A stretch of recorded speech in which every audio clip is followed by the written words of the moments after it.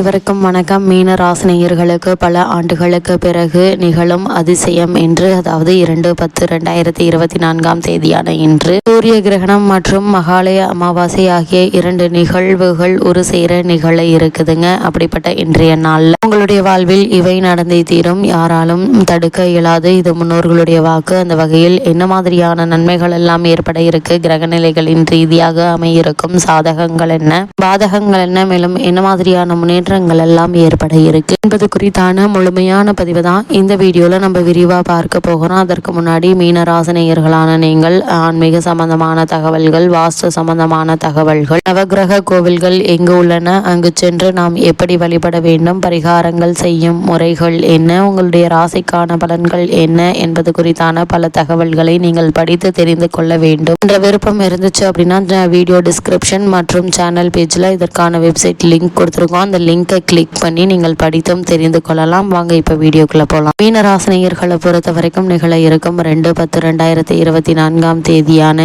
இன்று மகாலய அமாவாசை மற்றும் சூரிய கிரகணம் ஆகிய 2 நிகழ்வுகள் ஒரு சேர நிகழ இருக்குதுங்க. சூரிய கிரகணத்தை பொறுத்த வரைக்கும் சூரிய பகவான் எதிர்காரகன், அதாவது தந்தை வழியை குறிக்கக்கூடியவன் என்று சொல்வார்கள். அப்படி இந்த சூரிய கிரகணம் நிகழக்கூடிய தருணங்கள்ல முன்னோர்களுக்கு திதி தர்ப்பணம் கொடுப்பது எண்ணற்ற நன்மைகளை ஏற்படுத்துங்க. அதற்கு முன்னாடி சூரிய கிரகணத்தை பற்றி சற்று விரிவாக தெரிந்து கொள்வோம். சூரிய கிரகணத்தை பொறுத்த வரைக்கும் இந்த ஆண்டு 2வது சூரிய கிரகணம் அக்டோபர் மாதம் 2ஆம் தேதி 2024 அன்று சர்வ பித்ரு அமாவாசை, அதாவது மூதாதையர்களுடைய அமாவாசை நிகழும். இந்த ஆண்டின் 2வது சூரிய கிரகணம் நிகழ இருக்குதுங்க. சூரியனுக்கும் பூமிக்கும் முன்னால் சந்திரன் நகரும் போது ஒரு வலயம் ஏற்பட இருக்குது. அது மட்டும் இல்லாம இந்த சந்திர கிரகணத்திற்கு 15 நாட்களுக்கு பிறகு இது வலய கிரகணமாக இருக்குங்க. இந்து மதத்தில் சூரிய கிரகணத்தின் முக்கியத்துவம் மிக முக்கிய பங்கு வகிக்கிறது. அமாவாசை அன்று எப்போதும் சூரிய கிரகணம் நிகழும் என்று ஜோதிடம் கூறுகிறதுங்க. சூரிய கிரகணத்திற்கு 12 மணி நேரத்திற்கு முன் இந்த காலம் தொடங்குகிறது.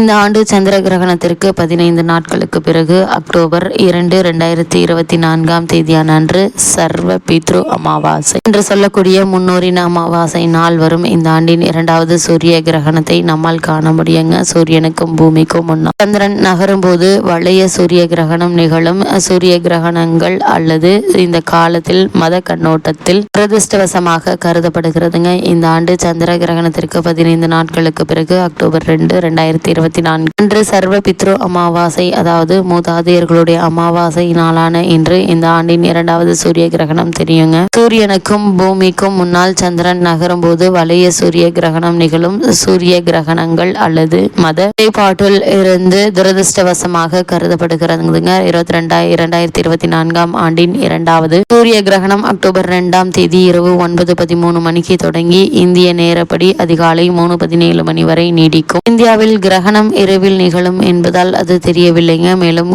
கிரகணத்திற்கு முந்தைய துரதிருஷ்ட காலமாக இந்த காலம் அங்கு காணப்படாது. அது மட்டும் இல்லாமல் இது இந்தியாவில் தெரியுமாக என்று கேட்டால் இந்தியாவிற்கு வெளியே அர்ஜென்டினா, பசிபிக் பெருங்கடல், ஆர்டிக், தென் அமெரிக்கா, பெரு மற்றும் பிஜி போன்ற பகுதிகளும் ஆண்டின் கடைசி சூரிய கிரகணத்தை உங்களால் காண முடியும். ஒரு வளைய சூரிய கிரகணம் சந்திரன் மையத்தில் சூரியனின் வட்டம் முழுவதுமாக மறைத்து சூரியனின் விளிம்புகளை சுற்றி ஒரு புத்திசாலித்தனமான வளையத்தை விட்டு செல்லும் போது ஏற்படுகிறது. வருடாந்திர சூரிய கிரகணங்களை வகைப்படுத்தும் நன்கு அறியப்பட்ட நெருப்பு வளையம் பிரகாசமாக வெளிப்புற விளிம்பால் உருவாக்கப்படுகிறது. இந்த சூரிய கிரகணம் நிகழக்கூடிய காலகட்டத்தில் மீனராசினியர்களான உங்களுக்கு கிரகங்களுடைய சஞ்சார நிலைகள் என்ன என்று பார்க்கும்போது ரிஷபத்தில் குரு பகவானும், மிதுனத்தில் செவ்வாயும், கன்னியில் சூரியன், புதன், கேது, சந்திரன் ஆகிய கிரகங்கள் இணைந்து சஞ்சரிக்கிறாங்க. அதே போல் துலாம் ராசியில் சுக்கிரனும், கும்பத்தில் சனி வக்ரகதியிலும், மீனத்தில் ராகுவும் சஞ்சரிக்கிறாங்க. இந்த கிரகங்களுடைய சஞ்சார நிலைகளின் காரணமாக மீனராசினியர்களுடைய வாழ்வில் மேலும் என்ன மாதிரியான நன்மைகள் எல்லாம் ஏற்பட இருக்கு என்று பார்க்கும்போது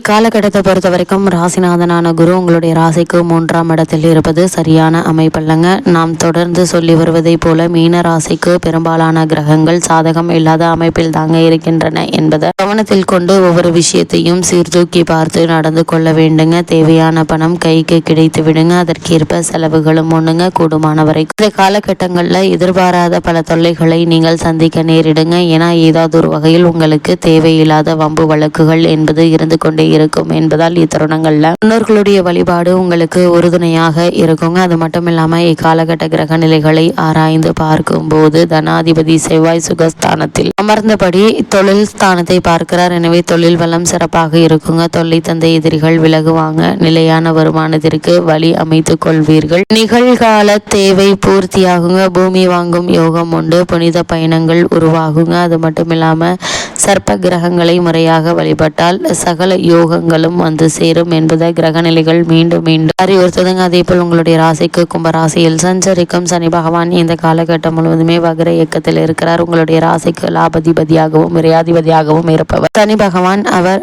வக்ரம் பெறுவது ஒரு வகையில் நன்மைதான் என்றாலும் லாபாதிபதியாகவும் சனி இருப்பதால் பொருளாதாரத்தை பொறுத்தவரை அடிக்கடி பிரச்சனைகளும் குறுக்கீடுகளும் வந்து கொண்டேதாங்க இருக்கும். இருந்தாலும் தைரியமும் தன்னம்பிக்கையும் மிக்க நீங்கள் எதையும் சமாளித்து விடுங்க. வெளிநாட்டு பயணத்தில் கொஞ்சம் தாமதங்கள் ஏற்படலாங்க. இக்காலத்தில் முறையான வழிபாடுகள் முன்னேற்ற பாதையில் இருந்து விடுபட வைக்குங்க. அது மட்டும் இல்லாமல் இந்த காலகட்டத்தில் புதன் உச்சம் பெறுகிறாரு. உங்களுடைய ராசிக்கு 4, 7 ஆகிய இடங்களுக்கு அதிபதியானவர் புதன் களத்திரஸ்தான அதிபதியானவர் களத்திரஸ்தானத்திலேயே உச்சம் பெறுவது யோகமான நேரம் என்று தாங்க சொல்ல வேண்டும். இதனால் இல்லத்தில் மங்கள ஓசை கேட்க முடியவில்லையே என்ற நீண்ட நாட்களாக இருந்த ஏக்கம் தீர இருக்குது. வரன்கள் வாசல் வரை வந்து கை நழுவி போகிறதே என்ற மனவாட்டம் மறையுங்க. தங்களுக்கோ தங்களை சார்ந்தவர்களுக்கோ தங்களுடைய பிள்ளைகளுக்கோ திருமணம் கைகூடும் என்பதில் எந்த ஒரு சந்தேகமும் இல்லைங்க. திடீரென வரன்கள் வந்து திக்குமுக்காட வைக்குங்க. குடும்ப ஒற்றுமை பலப்படும். ஒரு சிலர் குடியிருக்கும் வீட்டையே விலைக்கு வாங்கும் யோகம் உண்டு என்பதையும் கிரக நிலைகள் உங்களுக்கு அறிவுறுத்துதுங்க. அதே போல் துலாம் ராசினியர்களை பொறுத்த வரைக்கும் சுக்கிரனுக்கு சொந்த வீடாக இருப்பதால இக்காலகட்டத்தில் கொஞ்சம் கவனம் தேவைங்க. அஷ்டமாதிபதி வலுவடையும் இந்த நேரத்தில் தடைகள் அதிகரிக்குங்க. உறவுகள் பகையாகலாங்க. உள்ளத்தில் நினைத்ததை உடனடியாக செய்ய இயலாது. வரவை காட்டிலும் செலவு இருமடங்காக இருக்குங்க.